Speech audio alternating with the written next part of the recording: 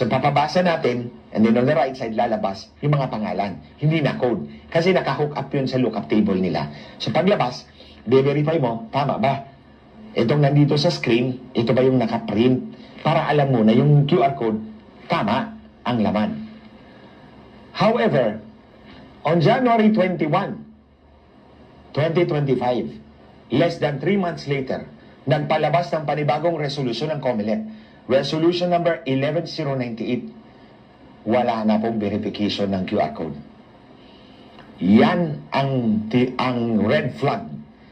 Yan ang palatandaan na dadayain yung eleksyon natin ngayon. That's the clearest red flag to me.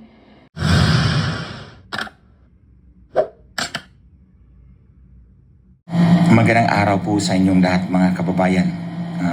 Nitong nagdaang mga araw ay nag-release po ako ng video tungkol sa napipintong dayaan sa ating halalan ngayong 2025 national and local elections ngayong May 12. Ito'y mahaba-haba, 1 hour and 47 minutes dahil extensive po ito.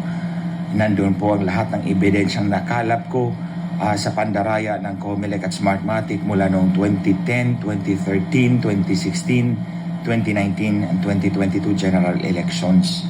May mga nagtatanong po kung bakit ngayon ko lang po ito ni-release. Ito po ang sagot ko po sa inyo. Actually, pagkatapos ng halalan, 2010, 2013, 2016, 2019, and 2022, nilalabas ko po itong mga ebidensya na to. Pero hindi po sa isang buong iisang video, kundi putol-putol. Kasi kung noong 2010 po yung topic ko. Noong 2013 din po yung topic ko. Itong lahat na to, nandun po sa aking Facebook account, Glenn Chong. However, sa kasamaang palad, ginurgor po nila, tinanggal po nila ako sa Facebook 3 months before this coming elections at ibabalik lang daw nila 3 months after the election. So malinaw po yun na gusto po nila akong patahimikin. Bakit? Dahil hindi nila ako kayang pabulaanan. Yung mga ebidensyang pinakita ko po sa inyo dyan sa video na yan, if you have time, panoorin po ninyo. It's extensive. Bago lang po yung account ko sa YouTube. For those who want to find the video in full, you can search sa YouTube Glenn Chong Heaven's Warrior. So lalabas po yung video na to. Ito at yung isa, yung nauna. So panoorin po ninyo para malaman po ninyo yung buong issue. So ginawa ko po ito because alam kong gustong patahimikin ako ng COMELEC. Unlike kay Attorney Respicio na kinasuhan nila, pinapatanggalan ng lisensya bilang abogado at certified public accountant, pareho po kami as CPE lawyers. Now, ako, hindi nila ako kayang kasuhan. Alam ko yon at alam nila yon dahil may ebidensya tayo. So, ang gagawin nila ay patahimikin ako, tanggalin ako, i-brand ako as fake news. So, kaya ginawa ko po yung video ng isang buo para ma-capture po niyo yung buong istorya mula 2010 hanggang 2022 and even until now, 2025. Para po sa inyong kalaman, 15 years na po akong lumalaban para po maging malinis ang ating halalan. Credible, honest, and transparent. Kasi nga dinadaya ng COMELEC, katuwang ng election provider nila. Dati si Smartmatic, ito ngayon si Miro. Now, mga kababayan, I see 3 reasons kung bakit talaga gustong dayain ang eleksyon natin. Unang-una, sisiguruhin nila na yung kandidatong mananalo ay boboto laban kay Inday Sara at tuluyang matanggal si Inday Sara, ma-impeach ng Senado. That's one of the first consideration na gusto nilang dayain para magkaroon sila ng numero to impeach the Vice President. Pangalawa, kapag na-impeach na po nila si Inday Sara, they are able to consolidate political power. Dahil wala na pong visible opposition, so lahat ng mga politiko luluhod na sa kanila. So wala na po tayong matatakbuhan. Wala na pong countervailing force against the Marcoses. So parang dictatorship na yan. Ang pangatlo, because they have everything in their control, under their control, babaguhin nila ang konstitusyon ayon sa kanilang selfish interest, sa kanilang masamang balak. Masama para sa atin, good for them. So ito po yung tatlong rason. Impeach Inday Sara, consolidate political power, amend the constitution to suit their malevolent designs. So kaya ito yung tatlong mabibigat na rason kung bakit dadayain nila yung ating halalan. And I stand ready to defend my accusations. Itong mga dokumentong pinakita ko sa inyo sa video na yan, 1 hour and 47 minutes, alam kong hindi masasagot ng COMELEC. In fact, nung lumabas si Attorney Respicio, agad-agad nag-react ng COMELEC, kakasuhan namin yan. O papanagutin namin yan. Ito, ilang araw nang lumabas yung video, wala tayong narinig sa COMELEC dahil hindi nila kayang pabulaanan ng mga ebidensya na yan. So, pinapaabot ko po sa inyo. Now, going forward, ito na ngayon, ano bang dapat nating gawin? Kahapon, nag-interview kami ni Maharlika at sinabi ko to, pero gusto kong linawin. Para po sa mga botante, tayong mga botante lahat, di ba? Kung gusto nating manalo yung ating mga kandidato, sa oposisyon, ibuhos natin lahat ng boto natin para sa kanila. So ibuhos natin, block voting tayo, ibuhos natin lahat ng boto para sa PDP senatorial candidates para mahirap nilang dayain. Kasi nga, tulad kay President Duterte, pilit nilang dayain pero dahil sa pagbuhos ng boto para sa kanya, hindi kinaya. So that's one. Pero on the day of the election, sa bawat mga botante, ang payo ko po sa inyo ay magdala po kayo ng listahan na mga kandidatong iboboto po ninyo. Then pag lunok po ng balota ng vote automated cheating machine ni George Garcia, lalabas yung resibo. So ikukumpara po ninyo yung listahan ninyo tsaka yung resibo. Kung magkatugma, kung ang binoto ninyo ay siyang lumabas doon sa resibo. Kapag hindi po, kumuha po kayo ng picture. Sabihin niyo po sa teacher na nagbabantay dyan sa makina, evidentiary matter to, hindi nagtugma yung aking binoto dito sa resibo. So kunan niyo ng picture at mag-file kayo ng complaint sa electoral board. Tapos, meron kayong kopya doon sa inyong complaint.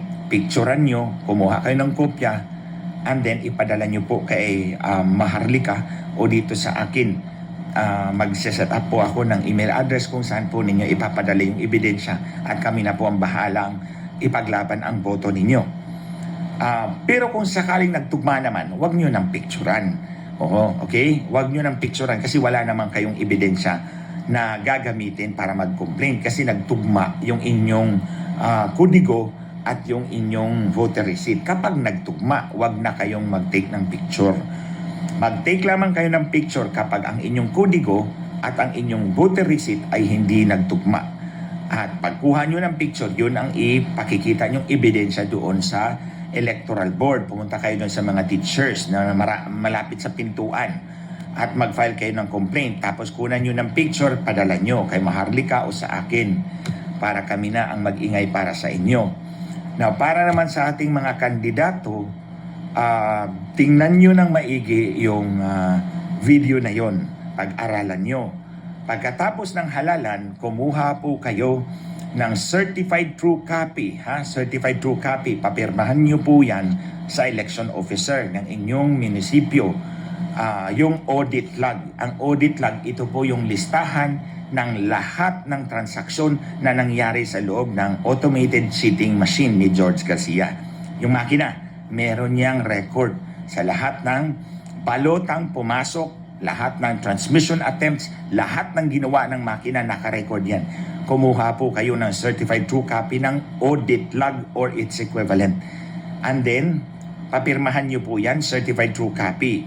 Pagkatapos, kumuha din po kayo ng kopya ng parehong record doon sa canvassing system o server na nandun sa munisipyo. Kasi, yung makina, nagtatransmit yan doon sa munisipyo, sa laptop. So parehong may record yan. Kunin nyo yung record na yan. Ang pangalan doon sa makina is audit log or its equivalent. Andito naman sa server, sa munisipyo, sa Municipal Board of Canvassers, print log or its equivalent. So pareho yan. Kunin nyo yan. Ipa-certify nyo as certified true copy sa Municipal Election Officer at sabihin nyo, public document ito. May karapatan kaming humingi ng kopya nito because we are stakeholders, kandidato kami. So pagkatapos, ipadala nyo rin either kay Maharlika or sa akin, sa email niya o sa akin. I will post an email address kung saan nyo ipapadala para ma-analyze po natin at mahuli po natin ang kanilang dayaan. Hindi na po pwede na patuloy ng dayain ang ating eleksyon. Tutuldukan natin yan ngayon. Kasi kung hindi natin mapigilan ang dayaan nila, tuluyan nilang ma-impeach Inday Sara, tuluyan nilang ma-consolidate ang political power sa buong bansa, at tuluyan nilang aaminin ang konstitusyon to serve their own selfish interest. So ito ang mahalaga, ulitin ko, sa mga botante, magdala ng kodigo, at kung sakasakaling hindi magtugma doon sa resibo, picturean, mag-file ng complaint, padala yung kopya ng complaint sa amin with the picture na hindi nagtugma. Para sa mga kandidato, kumuha po kayo ng certified true copy ng audit log ng voting machine at print log ng Municipal Board of Canvasser server para itugma po natin yan at doon po natin makikita yung mga milagro sa transmission. But I encourage you to look at the video, to view the video in full para maintindihan po ninyo ang buong istorya ng pagdaraya sa ating eleksyon mula pa noon hanggang ngayon. Tuldukan na po natin ito mga kababayan because this is an existential threat for you and for me. Tayong lahat ang kawawa. So, sa mga susunod, gagawa ulit ako ng video, ipapalabas ko ulit dito. Dito nga pala sa YouTube, ang i-search nyo ay Glenn Chong, Heaven's Warrior, at makikita nyo yung video na yun, tas this video. Ito yung pangalawa kong ginawa. Ipakalat po natin para mas marami po sa ating mga kababayan ang makakapanood at maliwanagan so that we will all be united in fighting election fraud. Tuldukan natin to para maging malaya po ang ating mga kababayan. Tayong lahat.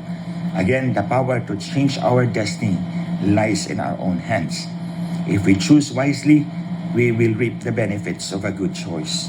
Lahat tayo mabibiyayaan. Pero, kung dadayain yung eleksyon natin, lahat tayo talo. So, dito lang po muna mga kababayan. Maraming salamat po sa inyong patuloy na pagsubaybay dito sa election issue na to. Patuloy po kaming lalaban para sa ating lahat. Maraming salamat po and God bless us all.